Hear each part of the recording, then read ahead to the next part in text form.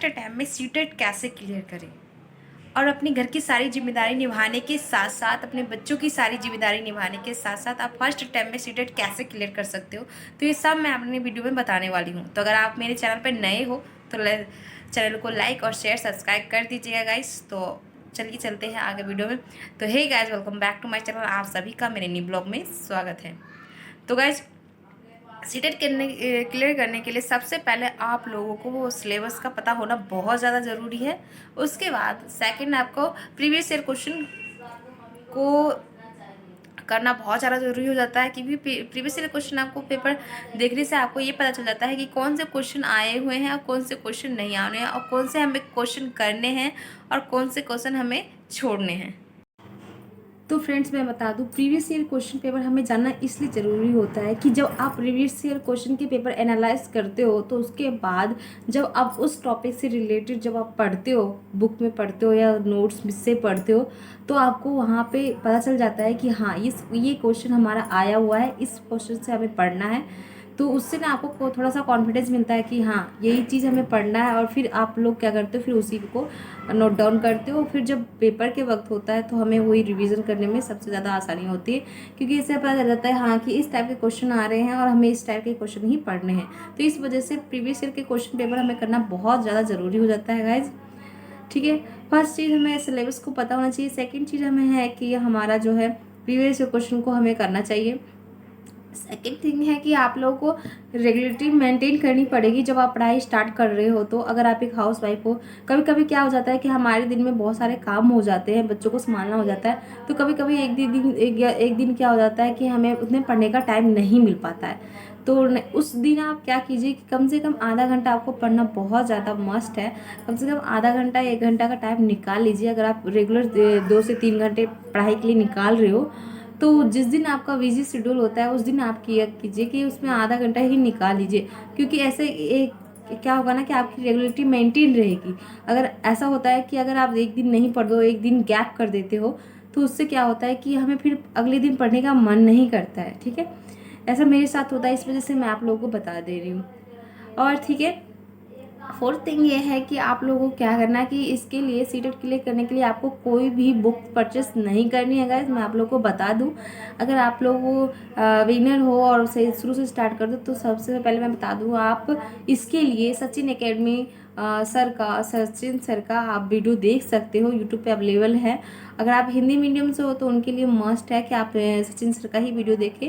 अगर आपको हिंदी में कोई प्रॉब्लम होती है तो आप हिमांशी मैम का वीडियो देख सकते हो सीटेट के लिए, वो बहुत ज़्यादा बेनिफिट होगा आप लोगों के लिए। तो मैं आप लोगों को बता दूं कि मैंने सबसे ज़्यादा सचिन सर को ही फॉलो किया था गाइज, और उनकी वजह से ही मेरा सीटेट क्लियर किया है, इसमें कोई भी डाउट नहीं है। और मैंने अपना स्ट्रेटेजी बता दूं तो मैं से 1 से 1.5 महीने ही मैंने अपनी सीटेट का प्रिपरेशन किया था, क्योंकि उससे मुझे पहले पता नहीं था कि मुझे अपना मतलब सीटेट भी देना है। तो उसके लिए फिर मैंने अपना नोट्स वगैरह नहीं बताया था, मैं आप लोगों को बता दूं, क्योंकि मेरे पास बहुत कम समय था, 1 से 1.5 घंटा 1.5 महीना ही था, 1 से 1.5 महीना ही था। तो उसमें नोट्स बनाना और फिर पढ़ना और फिर मॉक टेस्ट वगैरह देना, उतना ज़्यादा टाइम नहीं था मेरे पास। इस वजह से मैंने सीटेट के लिए सचिन सर का ही मैंने नोट्स वगैरह लिया था, और उन नोट्स लेने के बाद मुझे उसमें अपना मॉक टेस्ट भी आ गया था।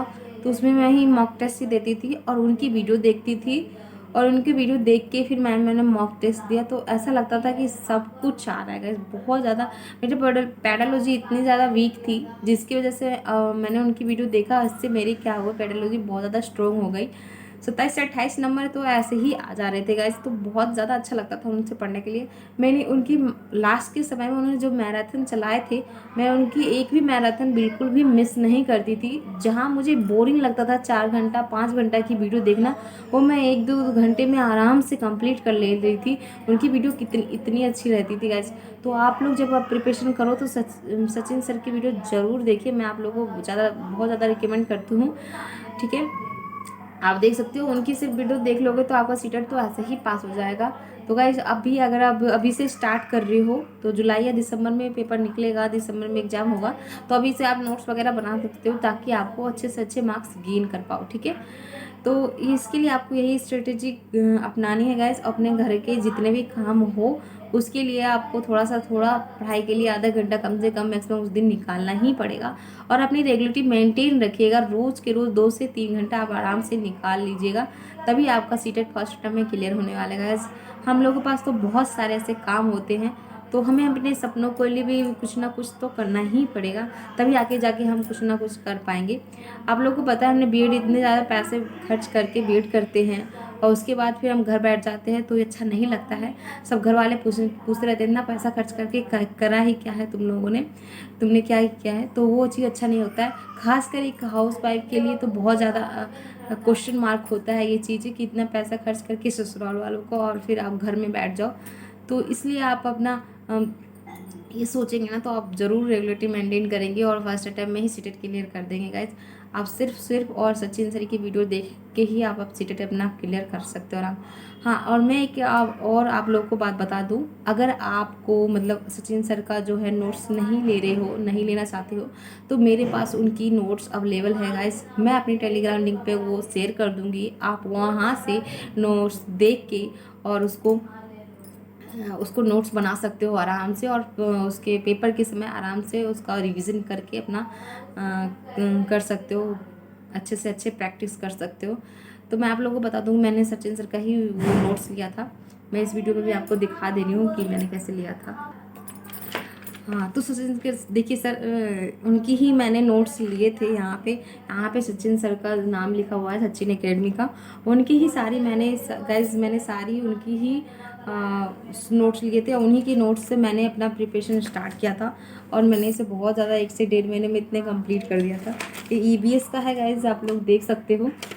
अगर आप चाहो तो मैं अपने टेलीग्राम का लिंक आपको दे दूँगी, आप वहाँ से इसको नोट्स को बना सकते हो अच्छे से हाईलाइट कर करके, और आपका सीटेट तो फर्स्ट अटेम्प्ट में आराम से ही क्लियर कर सकते हो गाइज।